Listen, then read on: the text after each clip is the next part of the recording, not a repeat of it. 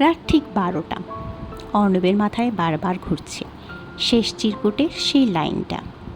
সূত্রটা ঘড়ির কাঁটায় আছে। সে বাড়ির পুরনো দেওয়াল ঘড়িটার সামনে গিয়ে দাঁড়ালো।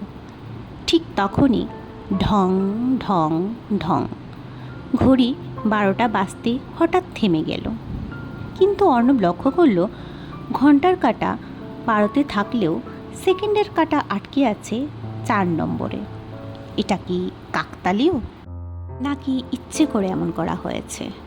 অর্ণব পুরো ঘর খুঁজতে শুরু করলো। 4 নম্বর ড্রয়ার কিচ্ছু নেই, 4 নম্বর তাক কিচ্ছু নেই। হঠাৎ দাদু বললেন, এই ঘড়িটা শুধু বিশেষ রাতে থেমে যায়। অর্ণব কিছুটা অবাক হয়ে আর কিছুটা সন্দেহবশত ঘড়িটার পেছনের ঢাকনা খুলল। ভেতরে একটা ছোট্ট কাগজ, তাতে লেখা, লাল রঙের জিনিসটা দেখো। অর্ণব ঘুরে তাকাতেই টেবিলের উপর রাখা লাল কলমটা নেই। ঠিক তখনই জানলার বাইরে একটা কালো ছায়া দ্রুত সরে গেল।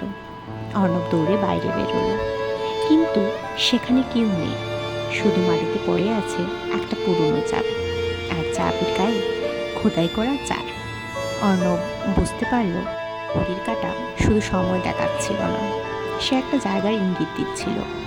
কিন্তু সেই জায়গাটা কোথায়? তোমাদের মতে ঘড়ির কাঁটা 4-এর দিকেই কেন থেমেছিল? কমেন্টে তোমাদের মতামত লিখো। আর যদি গল্পটা ভালো লেগে থাকে তাহলে একটা লাইক করে দিয়ে সাবস্ক্রাইব করতে ভুলে যেও না।